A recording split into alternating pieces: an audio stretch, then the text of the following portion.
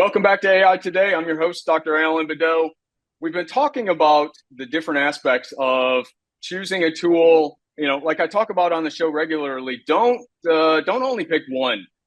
There's a lot of flexibility. There's a lot of different things these tools are good at, and they're not all good at the same thing. And so being able to really have a lot of different tools in that tool belt that you can reach into is exceptionally important. I'm lucky, again, to have Miss Jen Gaudet on our show, who is an expert in human relationships and really that HR, that human capital that goes into really being able to use these tool sets and get prepared for them. And, Jen, thank you for being on the show with us this week. Absolutely. It's a pleasure. So one of the things that we all think it's a technology challenge. You and I both know that's not the case. We talk about it all the time. There are so many different aspects in being able to roll this type of capability out to the enterprise, and it is a challenge. I've talked about the technology piece, but what about the human piece that goes along with that? How do you align yourself and make sure you're choosing the right one with so much volatility in the market today? Yeah, I think that's an excellent question, and thank you for asking it, because when we think about, I would liken it to this. You have a business and you choose your vendors. What are the guidelines that you use to pick who your vendors are? Because your vendors represent your brand.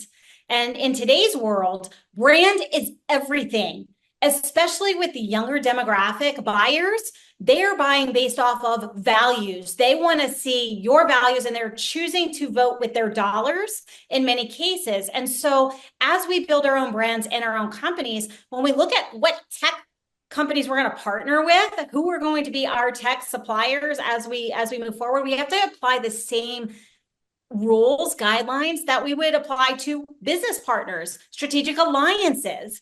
And so from a relationship standpoint, I always go to values.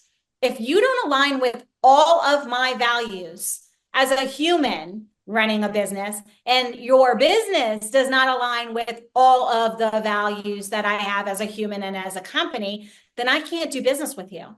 Why? Because I'm on television, I have very large audiences, I speak on stages, I've been on 5 continents, I have a strong brand in both the investor community, the entrepreneur community, and I'm a coach. So if I align with someone who does not align with my values, that is going to bring my brand down. And people are going to go like, oh, she sold out. I'm going to use a complete example. Right now, we're watching it. We are literally watching it unfold as, OpenAI is shifting to a public company, a for-profit company. And so their values have shifted. There are different values in nonprofit and for-profit companies. And if you're doing business with a company because it's a nonprofit that's really out for the science and the discovery and the growth of it, that's a very different set of values than if you're looking to go public and listen to shareholders and make sure that your profitability is up. There's nothing wrong with that. But if my brand is I work with nonprofits and I'm all for education and impact, that is out of alignment with I want to pay shareholders. And that's a very basic sort of breakdown. And there's nothing wrong with either way. But if my brand is I am here to maximize your profit, then I am going to look at alignment in that vein as well. So it's important that you know your values and that you apply those things first, because values are really important. And then I look at, is this company going to be here long term? Because if they're looking at just building to exit in the next 6 to 9 months, then it doesn't matter what their values are because they're exiting. And That's it's right. going to be a bigger company that buys. So understanding where they're headed is part of the relationship building process. You have to ask these questions. And if you can't find the answers, then you walk away and you go somewhere else. Because the worst thing that can happen, and this has happened, is a mistake that I made in this space. Companies come in, they don't tell you their plan, and you think if you're not in TAC, I was never in TAC, you think that's normal and that they're just protective over their IP. No, you need to know if they're planning to exit in 9 months and what happens when they do. Is everything going to change? And so there's those kind of questions that are important, just like we would with any other alliance. Yeah, and what you just said is so important to the business owner that is a technologist, because it's important just in general to understand that. But from a technology perspective, we like to go with the cool, with the neat, with the state of the art, with the greatest capability. But in the long run, that could be very detrimental to what your business is doing and what your own roadmap and your own technology play. And so being able to understand that is so important. You can't teach some of those things, Jen. So how do you try to coach an executive team to make sure that they're not only looking at the technology, that they're going deeper? I love this question, and I am an investor in a VC space for tech companies. And one of the biggest challenges we find with tech founders is they're really good at the technology, but they're not really good at driving the business to the next level because they lack these specific skills. And it's not a fault. We didn't learn this. When I was in medicine, I had to be taught business. I had to learn relationship management because in medical school, guess what? They don't teach you business. Mm-mm. And it's the They same with don't. tech founders. They don't teach you business, they teach you technology. And so it's important that we hire or we take, like, whether we go to courses and train, whether we hire a coach, whether we have a consultant come in to teach those soft skills and to really help us become the CEO of our business, not just of like the inventor and founder of cool technology. That's the difference between truly the companies that start and never really make it to the next level versus the ones that really take off. It is understanding who you are, what your values are as a human being.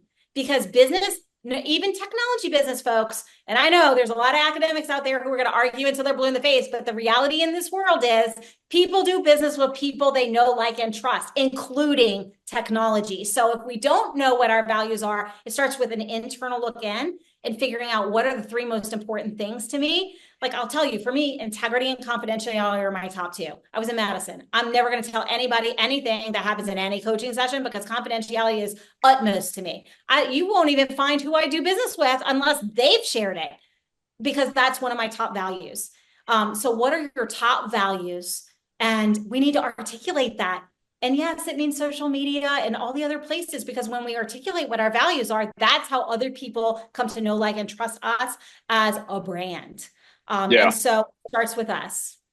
Yeah, and I would say it's even harder for AI companies now to pick that right alignment. If you try to just say, "Oh, I'm going to map out the roadmap of all these folks, and I'm going to choose the one that has the best technology path," they still could be gone tomorrow for whatever reason. Their number one product could fall off the deep end, by the end of the week because somebody else released a better model. And so this, it's even more important now to look at those business aspects of it versus just a pure technology play. I think those days are long gone from an AI perspective and trying to align in the right place.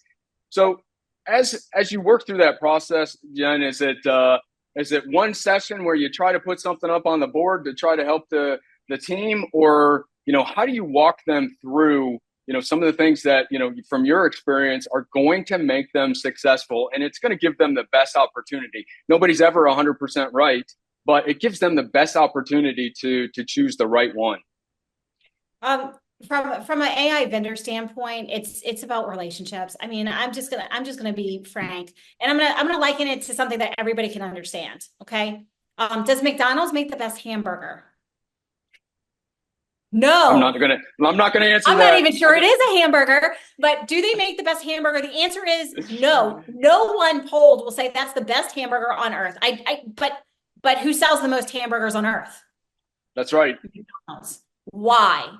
It's because they started with values. They created a brand. Everybody knows some of the things that happen now. That has shifted over time, and I'm not going to go into that whole brand evolution, but it's a very simple thing with technology companies. Just because it's the coolest tech, if they don't have the brand that is going to have legs, that's going to attract people and get that human buy-in, they're not lasting long. And I can tell you, as an investor, they're not getting our money. They're not getting our money. And so they run out of runway. And so Yep. how do I choose? I build relationships. I understand that whether or not they are getting coaching, because most of these companies have tech founders, nothing wrong with tech founders. I understand how they're bettering themselves. What are they pitching? How are they evolving? If they're coachable, I continue to develop the relationship because that is a weakness in most tech companies.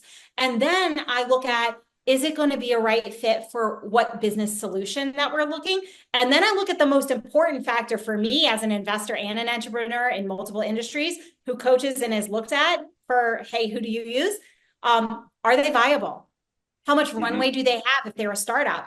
Because startups are very risky. And I don't want to go down a path of an integration only to 6 months later have to start and reinvent the wheel. And so I'm asking the hard questions of my potential partners, and that everybody should do. If it's a publicly traded company, you can find this out online. You can research it. But if you're looking at going into a bespoke option or really doing an overhaul, go to your tech partners and ask the hard questions. Ask where they're headed. Ask how much runway they have before they need to have another raise, because that's telling. And right now, guess what, folks? Money's hard to come by. It sure is. Yeah. So I mean, that tells you, are they going to be around? Yeah. And I think, even, AI is different. Even with these big companies, I think we all are starting to see the impacts of overselling, of overpromising, of over everything. And now some of the folks that you thought were going to be there for the long haul probably aren't going to be. And that's a challenge for folks to be able to leverage that other skill set and not just look at the technology piece. So Jen, where can people get a hold of you at? I mean, you're on LinkedIn, you've got your own TV show, on Now Media. What's the easiest way for people to reach out to you? I would prefer you reach out on LinkedIn. You can send me a DM. I look at that. You can send me an email, but it might go into an abyss because I get about 18,000 of them every day. But LinkedIn, I check regularly. That is the best place to reach out to me, Jen Gaudet. You'll find it there. I'm all over the place. And check out Power CEOs on Mondays, where we actually dive into the business so that you can grow along with us. That's great. I appreciate you being here as always, Jen. Fantastic information for our viewers. Remember some of the things that she said, especially around looking at the values piece, because that at the end of the day is what's going to make you successful. Thank you for being here. And Jen, great as always. We'll be right back after a short commercial break. This has been a Now Media Networks feature presentation. All rights reserved.